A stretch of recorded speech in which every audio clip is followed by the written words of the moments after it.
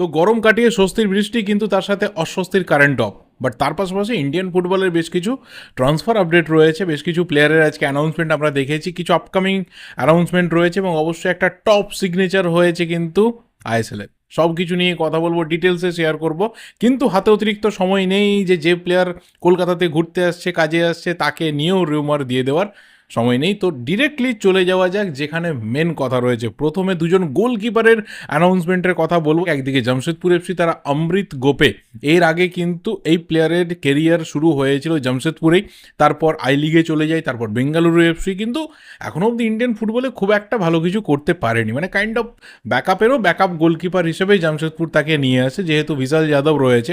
তার পাশাপাশি আমরা জানি অ্যালবিনো গোমসকেই ফার্স্ট চয়েস করে খালিদ জামিল তিনি নিয়ে আসবেন। তো ব্যাকআপ হিসাবে অমৃত গোপেকে নিয়ে আসা হয়েছে 1+2 ইয়ার্সের ডিলে, মানে 1 বছরের ডিরেক্ট কন্ট্রাক্ট, এবং যদি পরবর্তী সময়ে মনে হয় যে তাকে রাখবে তাহলে আরও 2 বছরের এক্সটেনশন হতে পারে। দ্বিতীয় যে গোলকিপারের সিগনেচার হয়েছে, এই গোলকিপার কিন্তু ভাই প্রমিসিং গোলকিপার।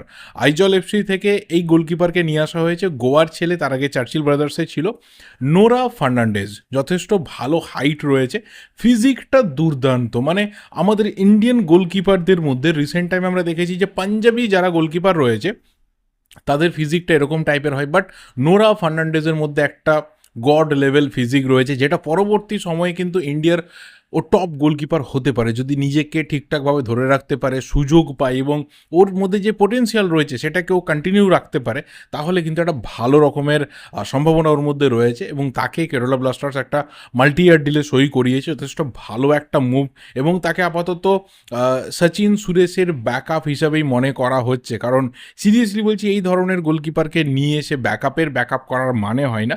তো করণজিৎ সিংয়ের রিপ্লেসমেন্ট সিগনেচার হিসেবে আপাতত নোরা ফার্নান্ডেজের সিগনেচারটাকে দেখা হচ্ছে। নেক্সট যে অ্যানাউন্সমেন্ট হয়েছে, এই অ্যানাউন্সমেন্টটা অনেক দিন ধরে পেন্ডিং ছিল, অনেকটা ডিলে হয়ে গেছে। সেটা হচ্ছে লালরিনিয়ানা নামতে, হায়দ্রাবাদের ইউথ সিস্টেম থেকে উঠে আসা, তারপর ইস্টবেঙ্গলে একটা দুর্দান্ত সিজন, তারপর মোহনবাগানে শো, এবং সেখানে যথেষ্ট পরিমাণে সাড়া জাগানো। এই মুহূর্তে দাঁড়িয়ে যতজন ইউথ মিডফিল্ডার রয়েছে তার মধ্যে অন্যতম সেরা, অন্যতম পোটেন্সিয়ালওয়ালা একজন মিডফিল্ডার, সেই টেরিনা নামতে, তাকে কিন্তু চেন্নাই এফসি 3 বছরের চুক্তিতে সই করিয়েছে। ওয়েন কোয়েল কিন্তু ভীষণভাবে এই ট্রান্সফার উইন্ডোটাকে কাজে লাগালেন, এবং মনে করে দেখো যে লাস্ট সিজনে যেভাবে চেন্নাই এফসি সাফার করছিল, লোনে প্লেয়ার নিচ্ছিল, সেই জায়গা থেকে দাঁড়িয়ে চেন্নাই এফসি একটা উইন্ডোতে জিতেন্দ্রের মতো প্লেয়ারকে সই করাচ্ছে, ডিন পুইয়ার মতো প্লেয়ারকে সই করাচ্ছে, কিয়ার নাসিরির মতো প্লেয়ারকে সই করাচ্ছে, গুরকিরাতের মতো প্লেয়ারকে সই করাচ্ছে। তো একটা সিঙ্গেল উইন্ডোতে এত ভালো লেভেলের সিগনেচার এবং তাদেরকে লং টার্মে নিয়ে আসা, অনেকদিন পর চেন্নাই কিন্তু বারবার বলছি ভালো প্ল্যানিংয়ে যাচ্ছে। ওয়েন কোয়েল ভীষণভাবে 24-25 এবং 25-26 এই দুটো সিজন তার উপরে যেমন টিম ভরসা রেখেছে, তিনি টিমের প্লেয়ারদের উপর ভরসা রাখছেন এবং কিছু একটা কামব্যাকের রাস্তা তিনি নিশ্চিতভাবে বার করেছেন। আমরা কোথাও চেন্নাই এফসির একটা ভালো সিজনের আশাতে রয়েছি। এরপর যে মেগা অ্যানাউন্সমেন্টটা হয়েছে, যেটার জন্য এতদিন ধরে ইস্টবেঙ্গল জনতা প্রহর গুনছিল যে কবে হবে, তো এটা অনেক দিন আগে কিন্তু ক্লিয়ার হয়ে গেছিল যে মাদি তালাল তাকে পাঞ্জাব এফসি থেকে ইস্টবেঙ্গল প্রি কন্ট্রাক্টে সই করিয়ে নিয়েছিল অনেক দিন আগে, বহুদিন আগে কিন্তু তার ব্যাপার কমপ্লিট হয়ে পড়েছিল। তো একটু অ্যানাউন্সমেন্টের ডিলে হয়ে গেল। আমি কোথাও এক্সপেক্ট করেছিলাম যে মাদি তালালের অ্যানাউন্সমেন্ট হয়তো সবার প্রথমের দিকে আসবে, বাট না, একটু ডিলে হলো। কিন্তু এই মুহূর্তে দাঁড়িয়ে একটা সেরা অ্যানাউন্সমেন্ট ভিডিও কিন্তু ইস্টবেঙ্গল আজকে বানিয়েছে, একদমই পুরো সিনেমাটিক স্টাইলে একটা অ্যানাউন্সমেন্ট কিন্তু ইস্টবেঙ্গল মাদি তালালের ক্ষেত্রে করেছে। বিশেষ করে যখন একদম লাস্ট পোর্শনটা দেখাচ্ছিল, নাম আসছিল, কতদিন অবধি কন্ট্রাক্ট আসছিল, পুরো যেভাবে সিনেমার টাইটেল পড়ে একদম ট্রেলারের সময়, ঠিক সেই জিনিসটা দেখতে লাগছিল। তো খুব ভালো লাগছে যে প্রত্যেকটা টিম, মিডিয়া টিম কিন্তু খুব ক্রিয়েটিভ ওয়েতে কাজ করছে, এবং এটাও কিন্তু ফ্যান এনগেজমেন্টের ক্ষেত্রে বা যারা ইয়াঙ্গার ফ্যান্স রয়েছে, যারা অনেক বেশি এখন টেক স্যাভি, তাদেরকে অ্যাট্রাক্ট করতে এটা ভীষণভাবে কাজে লাগবে। তো আমার ভীষণ ভালো লেগেছে, যারা অ্যানাউন্সমেন্ট দেখেছো তাদের কেমন লেগেছে অবশ্যই জানিও। আর মাদি তালালের সিগনেচারটা না ইস্টবেঙ্গলকে ভীষণ বড় একটা মাইলেজ দিল।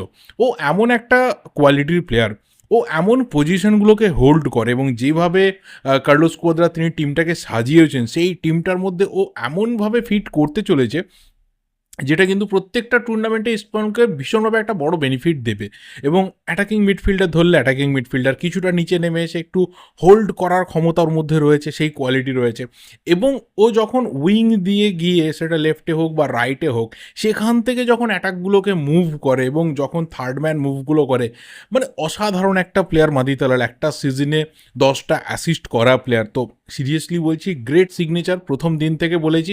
এবং বাকিটা অবশ্যই কার্লোস কোয়াদ্রা, তিনি কি ভাবনা চিন্তা করে রেখেছেন পুরো টিমটাকে খেলানোর জন্য, সেটা যখন আমরা আইএসএল শুরু হবে বা বিশেষ করে এএফসি চ্যাম্পিয়ন্স লিগ 2 এর কোয়ালিফিকেশনস ম্যাচ রয়েছে, সেখান থেকে পুরোটা বুঝতে পারবো। আর আইএসএলে গিয়ে তো এই সিজনে অন্তত পক্ষে একটা আশা রয়েছে যে ইস্টবেঙ্গল আগের প্রত্যেকটা যা সিজন হয়েছে ইস্টবেঙ্গলের আইএসএলে আসার পর থেকে, তার থেকে সব থেকে ভালো সিজনটা হয়তো এই 2024-25 সিজনে আসতে চলেছে, কারণ সেইভাবে সিগনেচারগুলো হয়েছে। আরও বেশ কিছু সিগনেচার ইস্টবেঙ্গলের আছে রাস্তাতে, তার জন্য একটু ওয়েট করতে হবে। এখনও অবধি বেশ কিছু প্লেয়ারের সাথে ইস্টবেঙ্গলের কথাবার্তা চলছে, যার মধ্যে বিশেষ করে ফোকাস কিন্তু মিডফিল্ড জোনে। সেখানে দুজন মিডফিল্ডারের আসার একটা বড় সম্ভাবনা রয়েছে, একজন ডিফেন্ডারের আসার সম্ভাবনা তো চরম লেভেলে রয়েছে।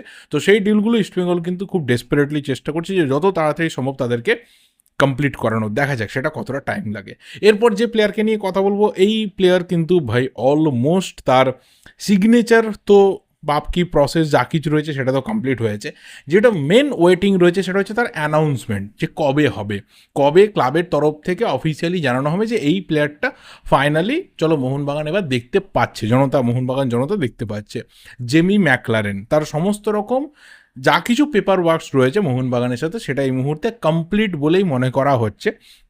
এবং যেহেতু কমপ্লিট হয়ে গেছে, সেই জায়গা থেকে শুধুমাত্র তার অ্যানাউন্সমেন্ট বাকি রয়েছে। সেটা হয়তো হার্ডলি এই যে উইকটা রয়েছে সেই উইকের মধ্যে হওয়ার একটা চরম সম্ভাবনা রয়েছে। বাট সম্ভাবনা থাকা আর একদম হবে এটা বলা একদমই পরিপন্থী ব্যাপার। তো সেই কারণেই বলছি সম্ভাবনা রয়েছে। তবে অবশ্যই যখন ক্লাব মনে করবে যে this is the ideal time, তখনই কিন্তু ক্লাবের তরফ থেকে অ্যানাউন্সমেন্ট হবে।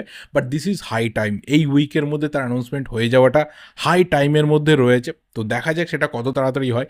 তো জেমি ম্যাকলারেন সিগনেচারটা বারবার বলেছিলাম প্রথম থেকে যে এটা সব দিক থেকে একটা গ্রেট সিগনেচার। মানে তার মার্কেট ভ্যালু ওয়াইজ বলো, তার এ লিগের পারফরমেন্স বলো, অস্ট্রেলিয়ান ন্যাশনাল টিমের হয়ে খেলা বলো, তার বিভিন্ন কন্টিনেন্টাল টুর্নামেন্টে, ওয়ার্ল্ড কাপে, এশিয়ান কাপে বিভিন্ন জায়গাতে তার পারফরমেন্স, গোল করা এবং কোথাও নিজেকে একটা টপ লেভেলে অলওয়েজ রাখা। আমি এর আগে যখন, আজ থেকে 2-3 বছর আগে যখন এই প্লেয়ারটার নাম উঠতো, তখন বলতাম যে he has a big potential to play in top 5 league. ওর মধ্যে যে কোয়ালিটি অন্তত আমি দেখেছি পার্সোনালি, আমার যতটুকু ওকে দেখে মনে হয়েছে, ও টপ 5 লিগে খেলার মতো কোয়ালিটি রয়েছে। একটা সময় নিজের লাক ট্রাইও করেছিল, বাট খুব বড় কিছু হয়নি।